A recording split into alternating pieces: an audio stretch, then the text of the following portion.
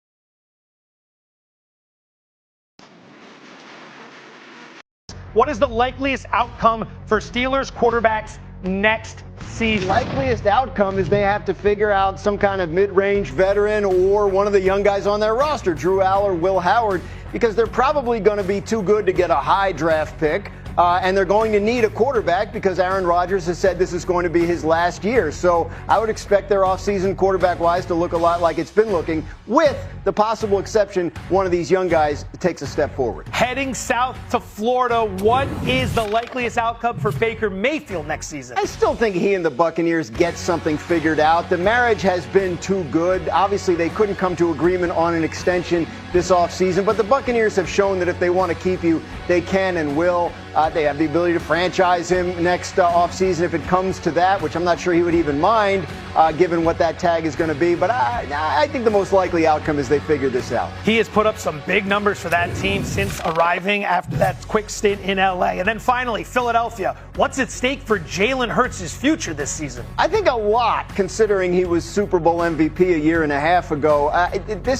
I go back to that story we had on ESPN.com back in April, which really delineated a lot of the internal concerns that the Eagles have had about Jalen Hurts and his role in their offensive struggles the last couple of years. So if you fast forward and he doesn't, what, Swagoo? I mean, I'm just saying, like, the call's coming from inside the house. I'm mad at you, Gross. Why did I do? I think he's over there. Drop in. Well, I've heard the banter this summer, and you know what pisses me off, man, is like, we kind of undermine the fact that this dude has never had a coordinator. I get it. Consecutive years. I'm saying it's not fair. Just know that it's not directed towards you. I understand. But my point is, a Super Bowl MVP went to a Super Bowl and probably would have been the MVP of that one if they would have won the game. And we having conversations about if he can be the quarterback for a franchise that has consistently won games. Like, you could be the Raiders. But like Philly, you could be the Raiders. How did he get the job? With Carson Wentz going down. When they decided to move on from Carson Wentz. Graz, I know that, but Carson Wentz did not win a Super Bowl and be an MVP, and he didn't go to another one. The first year they won the Super Bowl, Carson Wentz was an MVP candidate and helped get them there, Graz, right? And they still move on a year and a half later. I understand that, and I know this is Philly's MO. They will move on from you. I'm not talking about Philly. I'm talking about the conversation revolving around Jalen. I'm with you. I'm just trying to forecast what might happen, not what should happen. Yeah. And to Swagoo's on the negative side again, I see. But look, to Swagoo's point, if we're the Philadelphia Eagles, look, we may like Tanner McKee, but if we're going to move on from Jalen Hurts, like, he has produced, as we said, back-to-back Super Bowls. It is a long time coming till you find another quarterback that can do that. So, again, when you're evaluating moving on from a player, the two questions you always have to ask is, who are we going to get and how much is that player going to cost? So, Jalen Hurts may not be perfect, but it's worked there. So, now, the fact they haven't done an extension recently. Yeah, he's got some time left on his deal, but, it's also an outdated extension, the one he signed. The point I was going to make before Swagoo got upset with me was I'm not upset. This is a player who has shown an ability to, like, hey, Jalen, here's what we want you to work on this offseason or this coming season, and he's been able to do it. Not every year, because they change coordinators every year. Sometimes it works, sometimes it doesn't. But more often than not, when they've given him an assignment to work on something specific and get better, he has aced it. If that happens, we're not having this conversation. Great defense at his disposal. Did lose his number one overall wide receiver to New England. Another new offensive coordinator. What does it look like in Philly if we're having serious conversations late in the year in which maybe they are going to be moving on for them? How bad does it have to get? I don't think they will have those conversations, because if you look back at the struggles, that's what we're looking at Jalen Hurts through the context of what we saw from this offense last year.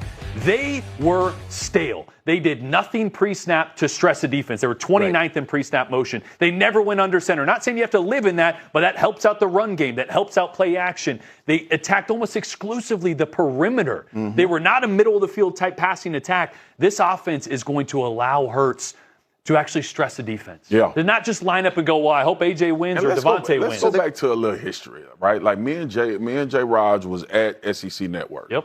This dude got benched in the national championship.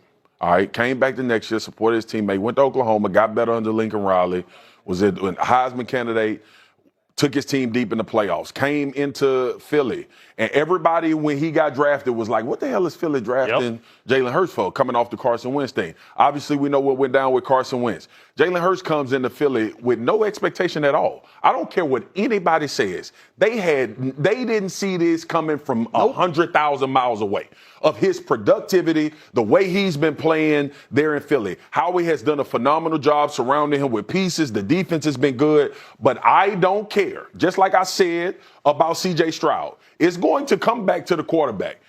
What I know about Jalen Hurts is this. He's been to 2 Super Bowls, won one, and is a Super Bowl MVP in the span of 5 years. And we've had conversations all summer about, well, Philly probably about to get rid of the quarterback. What? You feel that this is all unfair?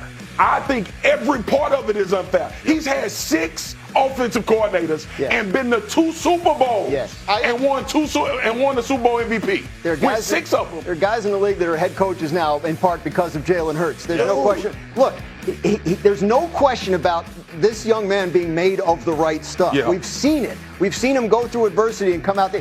I don't think this is adversity, but he's clearly been given an assignment here. Yep. Everybody knows what they want him to do better. I believe he can do it. Yeah. If he does, then this conversation looks silly in a year. There's another big component here, which is their offensive line. Cam Jurgens, Landon Dickerson, Lane Johnson all missed a lot of time last year. And Sal Paolantonio made this point a couple days ago. When Lane Johnson plays, they win at a 66% rate. When he doesn't, they're under 500. So obviously it is about the quarterback, but those 3 offensive linemen are hugely consequential to how good they're going to be this year if they could play 17 games. We've had a lot of camp scuffles. Do we need to make sure that There's not going to be any. You're not going to be the one breaking it up. 0%. I'm not mad at Grouse. I'm just mad at the narrative, man. I'm mad at the narrative because in the NFL, we look for guys that do this. We look for guys that can go to 2 Super Bowls and win you one. And we're criticizing him more than we are Justin Herbert for never winning a playoff game. Isn't a little bit of it fair when you go back and look at that wild card game against the Niners and you realize that game was there for the taking and that offense couldn't move the ball at all before a final drive led by Hurts ended in a turnover which could have won the game? We're going to find out, right? If the reason they weren't throwing over the middle of the field is because he doesn't want to or he doesn't think he can, then that's going to be a problem. That's a problem. If it's because they weren't asking him to do it and he can, then it's going to look great. And again, the definition of a quarterback is elevate those around you. Can he elevate Dontavius Wicks and those other receivers? You two just said that's the fair part of the conversation. Yes.